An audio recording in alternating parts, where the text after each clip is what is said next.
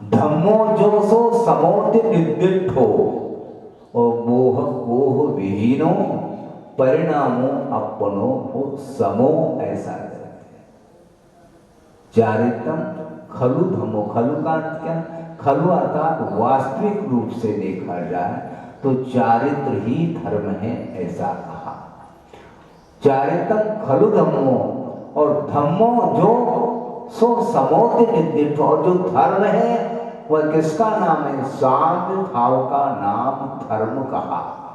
ये कुंद कुंद की व्याख्या धर्म की, और समंदर वज्र स्वामी वह भिन्न रूप से वर्णन करेंगे। धर्म में अंतर नहीं, किंतु भूमिका के अनुरूप व्याख्यान में अंतर आता है अवश्य। मार्ग मोक्ष मार्ग वह भेदा भेदात्मक होता है, यानी प्रवृत्ति और निवृत्ति परक मोक्ष मार्ग होता है।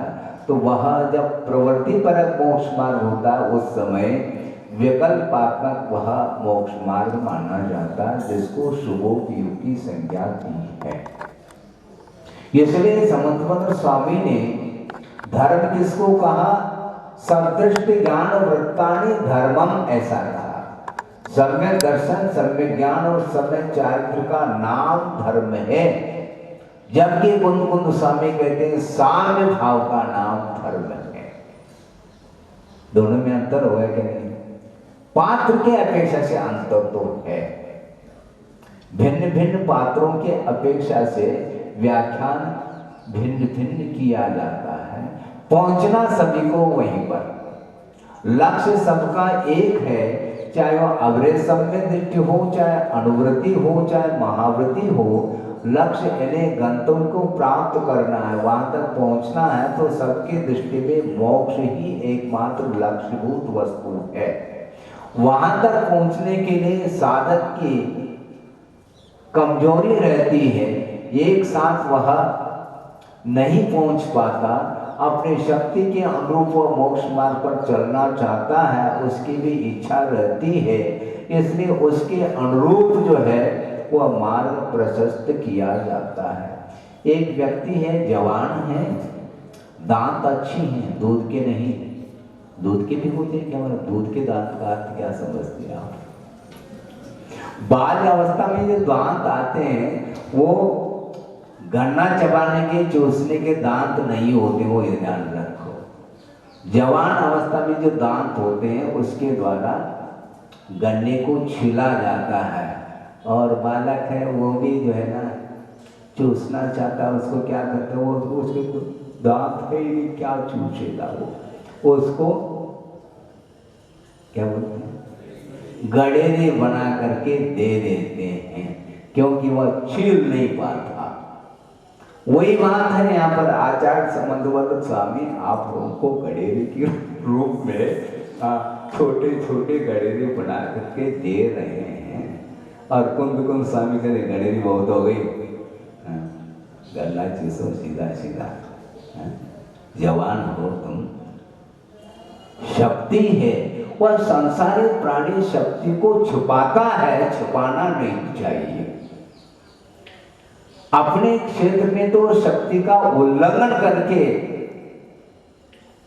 ओवर ड्यूटी देता है, और इधर आ जाए तुम्हारा कमर में दर्द है, अच्छा, यहाँ आ जाए तो कमर में दर्द, और वहां पर खड़े खड़े भी वह ड्यूटी दे रहा है।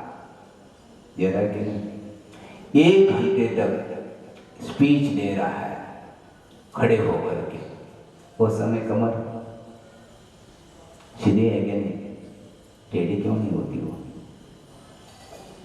वो सब क्योंकि रुचि की बात है। जो व्यक्ति जो चाहता है, जो जिस वस्तु को वह प्राप्त करना चाहता है, अथवा जो वस्तु उसके लिए अभिष्ट है, उस वस्तु को प्राप्त करने के लिए वह निरंतर श्रम करता है, और मोक्ष मार्ग में आने के उपरांत वह श्रम नहीं करना चाहता है। आचार्य कहते हैं श्रम करना सीखो, श्रम करने वाला ये श्रमण माना जाता है। बैठे बैठे नहीं खाना, पुरुषार्थ करो और स्वाद लियो। हमें देव नहीं, आचार्य महाराज कहते हैं मुझे नहीं देना, मैं मांग भी नहीं रहा हूँ और दी भी नहीं जा सकती वस्तु। आप साधना करो आगम के अनुरूप, उसके माध्यम से आप स्वाद लेते चले जाओ। आत्मिक सुख की अनुभूति यदि होती है वह संसार दशा में होती है क्या नहीं, किंतु संसार दशा में होते हुए भी मोक्ष मार्ग पर जो आरूढ़ होता है उसी के लिए आत्मिक सुख उपलब्ध हो सकता होता नहीं है। तो अन्यत्र संसार दशा में केवल मानसिक शारीरिक इत्यादि सुख को लेकर के वह अपने आप को तृप्ति का अनुभव करना चाहता है, किंतु वह तृप्ति क्षण मात्र के लिए हो सकती है। उसको भी तृप्ति कह दो तो ठीक है, किंतु वह तृप्तिजनक नहीं है, वह अतृप्तिजनक है शारीरिक सुख अथवा मानसिक सुख। इसलिए आत्मिक सुख को प्राप्त करने के लिए हमें मोक्ष मार्ग की बात करनी चाहिए। तो मोक्ष मार्ग एक ही होता है और सूत्रकार भी कहते हैं मोक्ष मार्ग, ऐसा कहा मार्गाः। इस प्रकार बहुवचनांत पद नहीं दिया सूत्र में। संस्कृत में एक वचन भी होता है, द्विवचन भी होते हैं, बहुवचन भी होते हैं। तो बालकः कहा तो एक बालक है इसलिए बालकः कहा, दो है तो बालकौ कहेंगे और बहुत सारे बालक हैं तो बालकाः कहेंगे। इस प्रकार मार्ग अनेक है ऐसा नहीं ध्यान रखो, मार्गः कहा। वो किमात्मक है, सम्यक दर्शन, सम्यक ज्ञान और सम्यक चारित्रात्मक मार्ग होता है। उस मार्ग पर चलने का हमें प्रयास करना चाहिए। तो सम्यक दर्शन, सम्यक ज्ञान, सम्यक चारित्र में विकल्पात्मक जब तक रहते हैं तब तक वह शुभोपयोगात्मक व धर्म माना जाता है। और जब विकल्प समाप्त हो जाते हैं, तीनों अभिन्न अखंड शुद्ध उपयोगी निश्चल दशा का, निश्चल दशा का नाम, उसमें क्या कहता है, तीनों अभिन्न। ये तीनों अभिन्न हो जाएंगे, विकल्प समाप्त। ये सम्यक दर्शन है, ये सम्यक ज्ञान है, ये सम्यक चरित्र है, भैया ये विकल्प छोड़ दो। जब तीनों अभिन्न हो जाते हैं तो वह अभिन्न जो अभिन्नात्मक जो रत्नत्र की परिणति है उसी का नाम साम्य भाव कहा कुंतु स्वामी ने।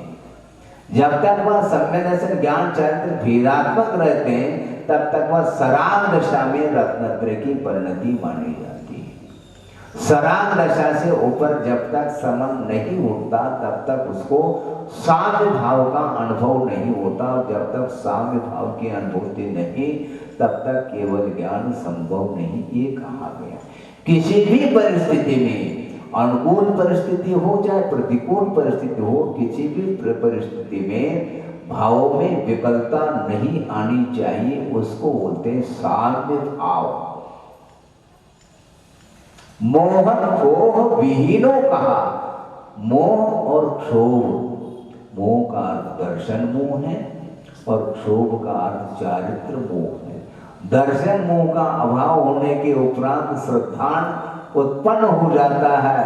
परमार्थ भूत देव शास्त्र गुरु के प्रति श्रद्धा का भाव जागृत होता है दर्शन मोहनी के अभाव में। किंतु ये भी ध्यान रखना, दर्शन मोहनी का अर्थ मात्र तीन ही प्रकृति नहीं लेना, किंतु वहां पर अनंतानुबंधी भी इंक्लूड है, क्योंकि अनंतानुबंधी की जो प्रकृति है उसकी जो तासीर है वह दोनों को घात करने की क्षमता उस अनंतानुबंधी है, बंदी में है। इसलिए अनंतानुबंधी को आचार्यों ने द्विमुखी कहा, यानी सम्यक दर्शन को घात करने की भी क्षमता उस अनंतानुबंधी में है और चारित्र को भी घात करने की क्षमता उसी के अंदर है।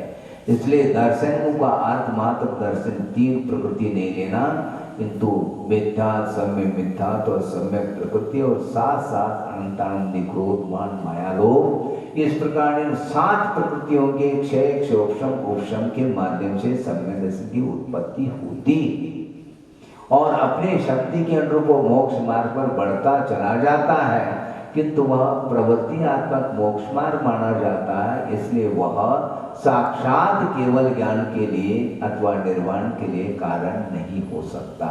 और आपको क्या प्राप्त करना? निर्वाण। निर्वाण निर्वाण प्राप्त करने के लिए निर्माण करो पहला। अभी आप निर्माण नहीं कर रहे हैं, निर्वाह कर रहे हैं, ध्यान रखो। निर्माण की दृष्टि होनी चाहिए, निर्वाह की दृष्टि नहीं, निर्माण की दृष्टि। और निर्माण की दृष्टि जिसकी होती है वह किसी के अधीन होकर के अपने आप के जीवन का निर्वाह नहीं करना चाहता। निर्वाह करने वाला व्यक्ति वह पुरुषार्थशील नहीं माना जाता। बाल्यावस्था में बालक का निर्वाह हो रहा है माँ की गोद में, वह निर्माण नहीं कर रहा है, उसका निर्वाह हो रहा है, क्योंकि निर्माण करने की क्षमता ही नहीं उसकी, अपने आप पर खड़े होने की क्षमता उसके अंदर नहीं आती, तब तक तो निर्वाह ठीक है। और बड़े होने के उपरांत आप कैसा चल रहा? रामराज, अच्छा रामराज है। किसके अधीन हो आप? राम के अधीन हो क्या लक्ष्मी के अधीन? बोलो, रामराज चल रहा है, इसका अर्थ क्या समझ रहे आप? पर्याप्त मात्रा में धन संपदा मिल गई, बस राम राज हो गए। ध्यान रखो, यदि धर्म को भूल जाओगे तो रावण राज हो जाएगा। आपको राम राज करना है तो राम को भूलना नहीं चाहिए, लक्ष्मी को भूलिए आप, क्योंकि लक्ष्मी तो लक्ष्मी है, वह संपदा, वह सांसारिक वैभव दुर्गति के लिए कारण कहा है। ये कम से कम श्रद्धा का तो विषय बनाओ, छोड़ो अथवा न छोड़ो ये बात की बात है, क्योंकि छोड़ो कहने से बहुत जल्दी पसीना आ जाता है, छोड़ो अथवा न छोड़ो, लेकिन श्रद्धा में तो लाओ। ये वैभव दुर्गति के लिए कारण है।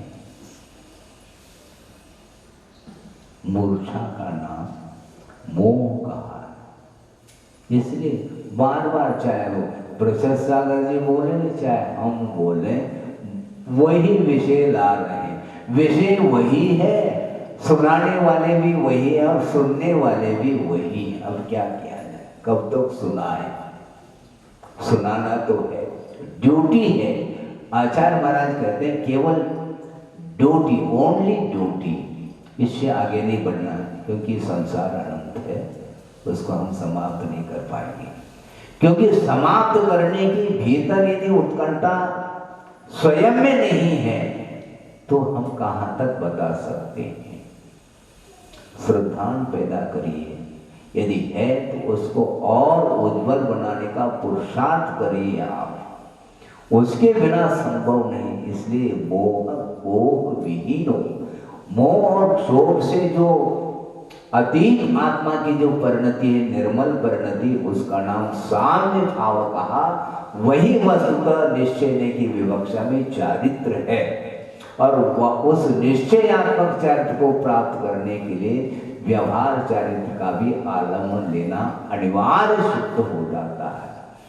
अमरचंद सूर्य ने एक स्थान पर टीका में लिखा है कि हे भगवान, मैं शुभोपयोगात्मक चरित्र का आलम्बन तब तक लेऊंगा जब तक शुद्धोपयोग की उपलब्धि न हो।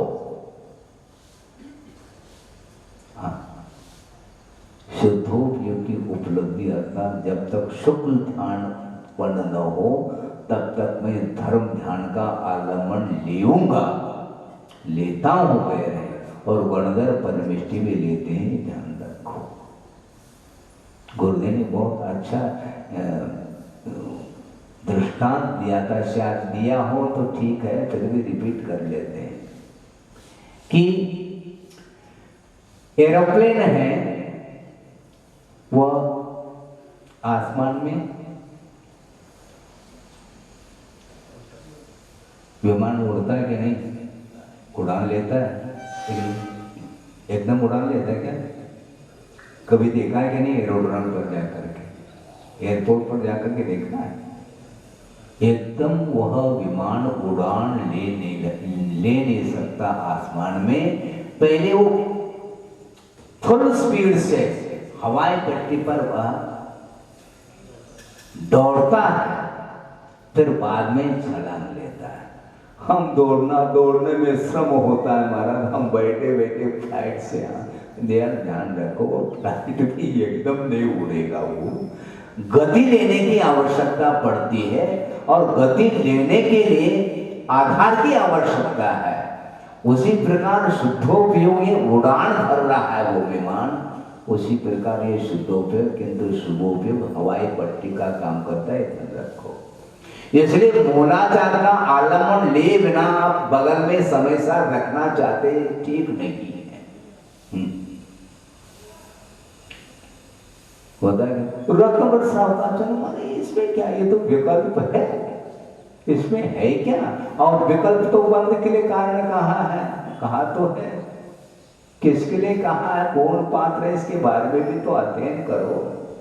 मूलाचार के अनुरूप निर्दोष व्रतों का, महाव्रतों का पालन करने के बाद वह निरंतर पालन करते करते करते जब साधना प्रौढ़ हो जाती है तो वह अंतर्मूर्त के लिए वह शुद्धोपयोग आ जाता है, जिसके माध्यम से उड़ान होता है विमान। समय सार खेल नहीं है। एक क्षण भी आप सांसारिक विषयों से ऊपर नहीं उठना चाहते हैं और समय सार की बात करते हैं, बात तो कर सकते हैं किंतु अनुभूति संभव नहीं। जब गणधर परमेष्टि के लिए भी दुर्लभ कहा है, ये ध्यान रखो, तो आप कहाँ लगेंगे? धरती पर बैठे बैठे ऊपर उठना पड़ेगा, उठाओ अपने आप को, नहीं उठ सकते। 90 kg के हमारा कैसे उठाएंगे उसको, है? लेकिन विमान 500 भी यदि मान लो यात्री हो तो लेकर के वो उड़ान भरता है। विकास करने के लिए, चलने के लिए पैर चाहिए, लेकिन चलना और चढ़ना बहुत अंतर है। ऊंचाई तक पहुंचाना अपने आप को ये बहुत कठिन हो जाता है। आप चढ़ नहीं पाओ कोई बाधा नहीं, चलो कम से कम, चलना सीखो, फिर बाद में चढ़ना सीखो। कैसे आचार्य माना चढ़ना चाहते हैं आप, अभी तो चढ़ नहीं पा रहे हैं और कैसे चढ़ना सीखोगे आप। इसलिए साम्य भाव को लाने के लिए जितने भी शुभात्मक जो परिणाम हैं उनके लिए विराम देने की आवश्यकता है। पहले सर्वप्रथम जो वैश्विक राग है उसको समाप्त करने के लिए हमें धर्मानुराग को ही आलम्बन के रूप में लेना पड़ेगा। धर्मानुराग का आलम्बन ले बिना विषयानुराग समाप्त नहीं हो सकता, ये क्रम है। एक हाइकू आपके सामने रख रहा हूं, बोलने में लिखा है, पुण्य का त्याग, क्या पुण्य का त्याग अभिनव, पुण्य का त्याग अभिनव बुझे आग, पानी का त्याग। आग लगी है, आग को बुझाना चाहोगे नहीं, किसके द्वारा? पानी के द्वारा। नहीं, पानी का पहले त्याग करो, क्योंकि त्याग की बात आती है ना, कब त्याग करना ये तो सोचो। पानी का त्याग कब करोगे? जब आग बुझ जाए तब पानी का त्याग करने की आवश्यकता नहीं, क्योंकि पानी की उपयोगिता कब तक है? आग को बुझाने तक पानी की उपयोगिता है। उसी प्रकार मोह रूपी राग रूपी जो ये आग है, ये अनादिकाल से आग बुझ नहीं पा रही है, उसको बुझाना है तो पुण्य जल का काम करता है। इसलिए पुण्य का त्याग अभी न, आग बुझे आग, पानी का त्याग। पाप का क्षय हुआ नहीं रात्रि भर भी, और पुण्य का त्याग करने के लिए खड़े होने लगे। देखो कैसे चिंतन करते हैं आचार्य महाराज, आपके मन में ये चिंतन के भाव आते हैं, कैसे आ सकते हैं? जैसी धारणा वैसी जो है ना भाव आएंगे आपके अंदर। वो भी बैठे बैठे चिंतन करते हैं, वह आगम की अनुरोध करते हैं, ध्यान रखो। हम आगम के अनुरूप न चिंतन करना चाहते हैं तो ना आगम की बात को स्वीकार करना चाहते हैं। आप करना क्या चाहते हैं? यहाँ पर बैठ करके आप करना क्या चाहते हैं? आगम के अनुरूप श्रद्धान बनाइए और आगम के अनुरूप ही अपनी धारणा को बनाना चाहिए। अपनी मन की धारणा के अनुरूप जो चल रहा है वो मोक्ष मार्ग पर नहीं चल रहा है, वो संसार मार्ग पर ही चल रहा है। वो संसार से अपने आप को मोड़ने के लिए परमार्थ भूत देव शास्त्र गुरु के शरण लेना आपको पड़ेगा। हाँ, उसके बिना संभव नहीं है। हम आग बुझाना चाहते हैं और पानी का आलम्बन, महाराज ये आलम्बन ठीक नहीं कि निरालंब अवस्था का नाम मोक्ष मार्ग होता है ना, होता तो है, लेकिन मार्ग जो है ना मोक्ष मार्ग वैसे देखा जाए एक ही है, क्योंकि मार्ग कहा है, किंतु नए की विवक्षा जब हम सामने रखते हैं तो मार्ग भी दो प्रकार का सिद्ध हो जाता है। एक व्यवहार मोक्ष मार्ग और एक निश्चय मोक्ष मार्ग, ऐसा कहा है। सामान्य रूप से पहले वस्तु तत्व की प्ररूपणा होती है, फिर बाद में नए का आलम्बन लेकर के विवक्षा बना करके प्रसंग बना करके उसके भेदोत्भेद भी किए जाते हैं, करना चाहिए। वैसे सामान्य की अपेक्षा से जीव ठीक है, जीवत्व की अपेक्षा से सब में जीवत्व है, चाहे संसार दशा में जीव हो चाहे मुक्त अवस्था में जीव हो, जीव तो जीव है। जो जीवती जीवन जो जीता है उसका नाम जीव है, कोई भेद नहीं क्या उसके। जीव सामान्य की अपेक्षा से एक है, किंतु विशेष की अपेक्षा से उसके भेद हैं। इसलिए उमा स्वामी कहते हैं संसारिणो मुक्ताश्च, ऐसा कह देते हैं। पहला उपयोग लक्षणम, ये सामान्य लक्षण बांधा है। जीव का लक्षण उपयोग है, किंतु उपयोग को धारण करने वाला जो जीव है वह जीव भी दो प्रकारों में विभाजित हो जाता है, एक संसारी और मुक्त। आप संसारी है कि मुक्त? बोलो जल्दी करो, समय हो रहा है। संसारी है क्या मुक्त है? संसारी है। और मैं दोनों संसारी, जमीन पर बैठे हैं वो भी संसारी है, और श्रवण के ऊपर बैठे हैं ना वो भी संसारी ही है। किंतु आप अभी एयरपोर्ट तक नहीं गए और अपन जा चुके हैं। पहला कौन उड़ेगा? श्रवण ही उड़ान लेगा, ये ध्यान रखो। आप पूर्व कोटि तक भी इस धरती पर बैठे रहोगे तो सम्यक दर्शन आपके पास तो रहेगा, किंतु उड़ने की क्षमता उस सम्यक दर्शन में नहीं। आप सम्यक दर्शन से वंचित नहीं है, सम्यक दर्शन आपके पास विद्यमान है, किंतु उड़ान लेने की क्षमता उसके अंदर नहीं। ये आगमवाद। इसीलिए परमार्थ हो जो देव शास्त्र गुरु है उनकी बात को स्वीकार करना सीखो, अपना दिमाग नहीं लड़ाना।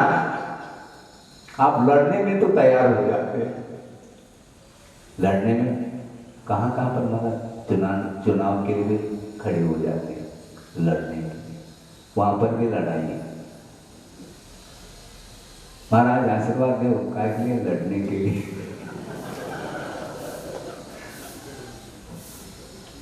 लड़ने के लिए मैं आशीर्वाद दूंगा? लड़ाई ठीक नहीं। फिर भी धर्म की रक्षा की अपेक्षा से भी मान लो वह आता है तो उसके लिए भी धर्म वृद्धि का आशीर्वाद दिया जाता है, उसमें वो इंक्लूड हो जाता है, क्योंकि उसकी भूमिका है। क्योंकि श्रावक अपने धर्म की रक्षा नहीं करेगा तो श्रमण भी निश्चिंत होकर के धर्म ध्यान नहीं कर पाता, क्योंकि वर्तमान में निश्चिंतता नहीं है। गवर्नमेंट साथ दे रही है, ध्यान रखो। हम आचार्य महाराज कहते हैं गवर्नमेंट बॉर्डर पर जो है ना मिलिट्री फोर्स है, इसलिए निश्चिंत होकर के आप सो रहे हैं, नहीं तो सोना मुश्किल है। राजा की मति यदि पलट गई, एक क्षण यहाँ पर रहना मुश्किल हो जाएगा। तो आप किसके अधीन जी रहे मुझे बता? स्वतंत्र है, कैसे स्वतंत्र, उनके अधीन जी रहे हैं, लेकिन फिर भी ये अधीनता फिर भी आप लोगों के लिए उपयुक्त है, क्योंकि प्रारंभिक दशा में हमें आलम्बन की आवश्यकता पड़ती है। जिस प्रकार विमान उड़ान लेता है उसके लिए हवाई पट्टी की आवश्यकता पड़ती है, किंतु अभी आप हवाई पट्टी के एयरपोर्ट तक नहीं पहुंचे, ध्यान रखो। एयरपोर्ट तक पहुंचने के लिए इस ड्रेस में नहीं पहुंच सकते आप। हाँ, थोड़ा नया विषय तो आ रहा है। इस ड्रेस पर आप नहीं, श्रमण पद को अंगीकार करने की आवश्यकता है, तब कहीं जाकर के वह उड़ान ले सकता है। समय सार का जो स्वाद है वह धरती पर बैठे बैठे वस्त्रधारी के लिए संभव नहीं है, ये कहा है। कुंद स्वामी ने समय सार में जो शुद्धोपयोग का अथवा शुक्ल ध्यान का जो वर्णन किया है, वह वर्णन भी शुद्धोपयोग में रह करके नहीं किया, ये ध्यान रखो। क्यों? क्योंकि व्याख्यान का विकल्प भी विकल्प माना जाता है, बाहर आना पड़ता है उसको। इसलिए कुंद स्वामी ने समय सार की रचना की है, प्रवचन सार की रचना की है, पंचास्तना की रचना की है, वो भी शुभोपयोग आत्मक जो चारित्र है उसी भूमिका में आकर के उन्होंने लिखा है और अनुभव करके लिखा है। और एक बहुत विशेष बात उन्होंने कही है शुरुआत में, यदि मैं चूक जाऊं तो छल नहीं ग्रहण करना, ये कहा। चुपके से छलम न घेतव्यम कहा उन्होंने, क्योंकि मैं छदमस्त हूँ, ये ध्यान रखो। मैं सर्वज्ञ नहीं हूँ, किंतु सर्वज्ञ भगवान ने जो कहा है उसी को मैं कहने जा रहा हूँ। जो भद्रबाहु श्रुत केवली ने जो कहा है उसी विषय को आपके सामने रखने जा रहा हूँ। कहीं चूक जाऊं तो छल नहीं ग्रहण करना है, क्योंकि संसारी प्राणी की यह आदत है कि वह गुणों को ग्रहण नहीं करता किंतु छल ग्रहण करता है, और किया जा रहा है वर्तमान में, किया जा रहा है। क्योंकि सामान्य कथन को वो समझते ही नहीं, सामान्य और विशेष का भेद नहीं करेंगे तो व्यवहार भी नहीं चलेगा, ये ध्यान रखो। सभा में कौन बैठे? मनुष्य, ठीक है, ये सामान्य है, ये महिला वर्ग है, और ये पुरुष वर्ग, ये विशेष है, ये विशेष है। इस व्यवहार को आप समाप्त नहीं कर पाओगे, ये ध्यान रखो, ये मर्यादा है। और निश्चय में कोई मर्यादा नहीं, निश्चय में विकल्प ही नहीं, क्योंकि जीव मात्र है। वहां पर महासत्ता सामने आती है, महासत्ता में विकल्प नहीं होता, महासत्ता में छोटे बड़े की परिकल्पना नहीं होती। मैं बड़ा हूं, ये छोटा है, ये गरीब है, मैं श्रीमान हूं, ये स्त्री है, मैं पुरुष हूं, ये मनुष्य है, ये तिरंज है। ये सब क्या है? ये सब विकल्प है। व्यवहार की भूमिका में ये सारे सारे परिणाम आते हैं, किंतु जहां तक आराध्य और आराधक की बात आती है वहां पर तो आपको विभाजन अनिवार्य रूप से करना है। क्योंकि जीव तो जीव है महाराज, तो जीव है तो ठीक है, सभी पेड़ पौधे भी जीव है, पूजना प्रारंभ कर लो, कल से जल चढ़ा दो वहां पर है कि जीव की उपासना करने के लिए कहा है ना। कौन है वो जीव? शुद्ध परमात्मा तत्व की उपासना की जाती है। आराध्य और आराधक, इसमें बड़ा अंतर है। हम और आप आराधक हैं, किंतु अनंत परमेष्टि आराध्य है, सिद्ध परमेष्टि आराध्य है। और साधु के लिए आचार्य परमेष्टि, उपाध्याय परमेष्टि भी आराध्य हैं, और गृहस्थ के लिए पांचों परमेष्टि आराध्य। जीव मात्र के लिए यदि आप आराध्य मानोगे तो एक दूसरे को अर्घ दे दो। जीव है ना, जीव की आराधना करनी है अपने को, ऐसा नहीं। महाराज सम्यक दर्शन की भी तो आराधना होनी चाहिए। ये ध्यान रखो, सम्यक दर्शन की आराधना कब होती है? जब वह श्रवण पद को अंगीकार करता है। अकेले सम्यक दर्शन की आराधना नहीं होती। आप भूल में हैं, मेरे पास भी सम्यक दर्शन है महाराज, और आपके पास भी है सम्यक दर्शन। तो सम्यक दर्शन में गलत बात है। सम्यक दर्शन के भेद है क्या? नहीं, ये तो हम विषय रखना चाह रहे हैं बार बार। सामान्य और विशेष में बड़ा अंतर है। सामान्य और विशेष में अंतर नहीं है क्या? नोट तो नोट है, लेकिन 100 का और 10 का ये कहीं बोलो, आपको ही बोलना। यदि अंतर नहीं तो गिनते क्यों हो? ये 10-10 के अलग कर देते हैं, 100-100 के अलग करते हैं, 5-5 के अलग। ये सब क्या, ये भेद क्यों कर रहे हैं आप? नोट तो नोट है। नोट हो करके भी होशियारी से गिनाओ, 10 का है क्या, 500 का है क्या, 1000 का है क्या, 100 का है क्या? ये भेद है क्या? नहीं, धन में भेद नहीं, किंतु व्यवहार में उसमें भी भेद करना ही पड़ेगा। उसी प्रकार सम्यक दर्शन एक नहीं, परमात्म रूप देव शास्त्र गुरु के प्रति श्रद्धा रखने का नाम सम्यक दर्शन है। किंतु वह सम्यक दर्शन यदि सराग दशा में है, अविरत अवस्था में है, तो वह वंदनीय नहीं है। इस प्रकार कुंदेल कह रहे हैं।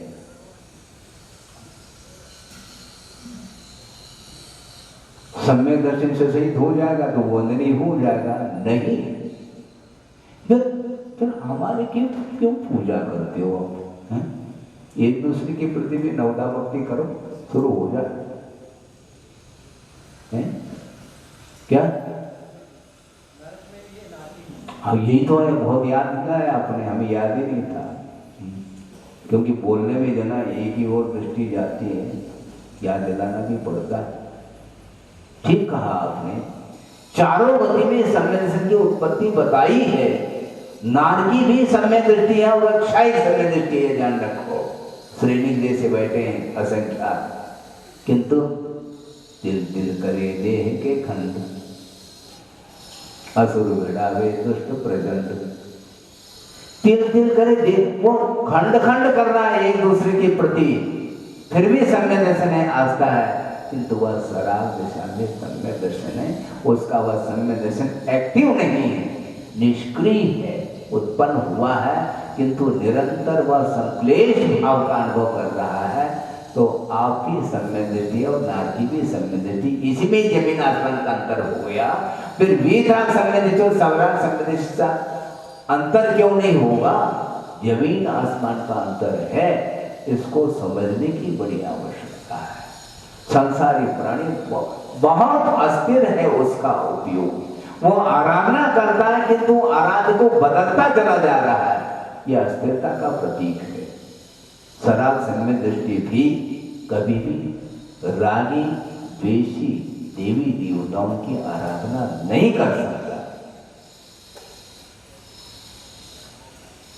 चतुर्निकाय जो देव होते हैं, देवास चतुर्निकाय, वो सारे मिथ्या दृष्टि है, ऐसा नहीं कह रहा हूं, और सारे सम्यक दृष्टि है, ऐसा भी नहीं कह रहा हूं, किंतु सारे असह्य भी है। और असह्य की पूजा करना तो कर लो, हमें कोई दिक्कत नहीं, करना चाहो तो करो, संभव नहीं है। इसीलिए आराध्य जो देव होते हैं, उनकी पहचान करने की आवश्यकता है।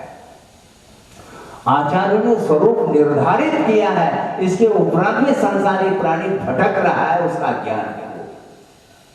आगम में साफ साफ लिखा है, देव का स्वरूप लिखा है, शास्त्र का स्वरूप लिखा है, गुरु का स्वरूप लिखा है। इसके उपरांत में गुरु का स्वरूप भी परिवर्तित होता चला जा रहा है। शास्त्र का स्वरूप भी परिवर्तित हो रहा है और भगवान का स्वरूप भी परिवर्तित हो रहा है। ये राग का प्रभाव है। राग जब उदय में आ जाता है तो उसकी आंखें काम नहीं करती है। कोई अंधा भी है, उसकी आंखें काम कर रहे हैं। किसकी? आस्था की। दोनों आंखों से अंधा है, वह किसी को देख नहीं पा रहा है, देव दर्शन नहीं कर पा रहा है। जिनवाणी का श्रवण भले कर ले, किंतु वह स्वाध्याय आंखों से नहीं कर सकता, नहीं कर पाता। इसके उपरांत भी उसके अंदर सम्यक दर्शन रह सकता है, रहता है। अब क्या समझ रहे हैं? अभी सम्यक दृष्टि ऐसा नहीं, किंतु उपयोग को बिल्कुल सावधानी के साथ, उपयोग के साथ आप पढ़ने का प्रयास करिए, अन्यथा आपकी यात्रा संभव नहीं। परिभ्रमण तो अनादिकाल से चल रहा है। एक प्रसंग आपके सामने रखना चाहूँगा और इस विषय को पूर्ण करता हूँ। ये तो ध्यान में आ गया कि नहीं? हाई को क्या कहा? पुण्य का त्याग अभी नहीं उठना, अभी 10 मिनट है प्रवचन। नहीं तो उठने लग जाए। पुण्य का त्याग अभी नहीं, बुझे आग पानी का त्याग। जब तक आग ना बुझे तब तक पानी को फूल करके भी नहीं छोड़ना आचार्य है। इसलिए वह पुण्य हमारे लिए जहर नहीं, अमृत का काम करता है। और पट्टी पढ़ाई जा रही है, पुण्य ये है, पुण्य ये है, पुण्य ये। आपके पुण्य पन्ने में पुण्य है ही नहीं, तुम छोड़ोगे क्या? आपके पल्ले में पुण्य है ही नहीं रत्ती भर, तुम क्या छोड़ोगे? पुण्य वो छोड़ते जिसके पास भरपूर रहता, फिर भी वह जीर्ण तृण के समान समझ करके वन की ओर विहार करते हैं। आपने छोड़ा क्या? छोड़ने का महत्व वहां पर है। पर्याप्त मात्रा में वैभव मिलने के उपरांत भी उसको जीर्ण तृण का अर्थ क्या? केवल तृण नहीं कहा, हरा भरा भी तृण होता, उसके प्रति भी जो है ना मोह जागृत हो सकता है। जीर्ण तृणता सूखे तिनके के समान समझा उस वैभव को, तब कहीं जाकर के वीतराग सम्यक दर्शन आया। खेल है क्या? नहीं। इसलिए पुण्य को संजो करके रखो, पुण्य को संजो करके रखो, उसको छोड़ना नहीं, भूल करके नहीं छोड़ना। निरंतर पुण्यानुबंधी पुण्य का ही अर्जन गृहस्थ को करना चाहिए। और साधु है तो वह अर्जित नहीं करता, अपने आप संचित होता चला जाता है, क्योंकि उसके अंदर वीतराग भाव है। वीतराग भाव के साथ कोई विकल्प नहीं, मैं पुण्य का संचय करूंगा, अपने आप संचित होता चला जाता है और उसका फल सामने आता है। पुण्य फला अरहंता, ये पुण्य का फल है अरहत पद। तीर्थंकर प्रवृत्ति का फल क्या है? अरहंत अवस्था है। बनना चाहो लेकिन पुण्य करो तरीके से, तो हमारा तरीका भी हाँ बिल्कुल नीति न्याय के अनुरूप जो व्यवसाय करता है वही पुण्य संचित करने की कला उसके अंदर आ सकती है। वही साथ से पुण्य का अर्जन कर सकता है। मात्र व्यवसाय करने मात्र से पुण्य संचित नहीं होता, धन संचित नहीं होता। अनिति का आश्रय लेकर के धन का संचय करता है, वह दुर्गति का कारण बनता है, ये कहा गया है। और नीति न्याय के अनुरूप वह करता है तो उसका वह साथ से पुण्य हो जाता है। इसलिए मुनि महाराज वीतराग भाव में निरंतर उनकी दृष्टि वीतरागता की ही ओर रहती है और वीतरागता का ही प्रतिपादन करते रहते हैं। उनको कभी भी राग रुचता नहीं, इसलिए बार बार गृहस्थ को भी वो प्रेरित करते हैं कि बहुत हो गया समय, अब तो छोड़ो। छोड़ नहीं पाता है। उसका उपयोग बहुत अस्थिर है। छोटा सा उदाहरण है, फिर भी 5-7 मिनट लग सकते हैं। 9:30 नहीं, हमने देखो यही तो है, भूलते हैं आप। हमने परसों क्या कहा था? धर्मांत राग। धर्मांत राग श्रवण का यदि होता भी है तो किस रूप में होता है? केवल 2 पृष्ठ को चिपकाया गया है, केवल पानी से, इससे ज्यादा नहीं। तो अपने आप 1 सेकंड में हवा लगते ही वह दोनों पृष्ठ प्रकट हो जाते हैं। उसी प्रकार ज्यादा नहीं, 1 घंटा होने को है। एक शेर जी है और वो आराधना कर रहे हैं, प्रभु की आराधना। कौन प्रभु है हमें इससे कोई प्रयोजन नहीं, बाद में खुल सकता है। प्रभु की आराधना कर रहा है, उपासना कर रहा है, और प्रभु के लिए इष्ट क्या है? मोदक है। रूपक के रूप में यह उदाहरण दिया जा रहा है। प्रभु के सामने एक, क्या बोलते हैं उसको, परात भर करके मोदक चढ़ाया गया और प्रभु बैठे हैं। और इसी बीच में एक चूहा आया और एक मोदक लेकर के भाग गया। प्रभु ने कुछ नहीं कहा। अब शेर जी के मन में भाव आ रहा है, अरे हमने तो सुना था कि प्रभु के पास अनंत शक्ति है और एक चूहे को भी पकड़ नहीं सके।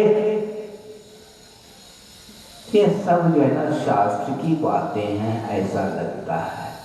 अब ये प्रभु नहीं है, क्योंकि इनके पास इतनी भी शक्ति नहीं कि वो चूहे को भगा दे। एक लड्डू को ही लेकर के चला गया, काहे कि इनके पास शक्ति है। इस प्रकार समझ करके वो क्या करता है? सुनो, अब प्रभु की आराधना करना बंद कर देता है। कौन? शेठ। अब किसकी आराधना? अब चूहे की आराधना प्रारंभ होती है। और चूहे की आराधना प्रारंभ होती, इतने में 2 मिनट में एक बिल्ली आकर के उसको पकड़ करके ले गई। हमारे पता नहीं कौन ने उपदेश दिया हमारे लिए। प्रभु के पास अनंत शक्ति देखने में नहीं आई। धारणा बदल गई हमारी। चूहे के पास अनंत शक्ति ऐसा समझा था, क्योंकि जो भगवान के चपेट में भी नहीं आया, इतना तेजी से भाग गया, उसके पास ज्यादा शक्ति, ऐसी धारणा मेरी बन गई थी।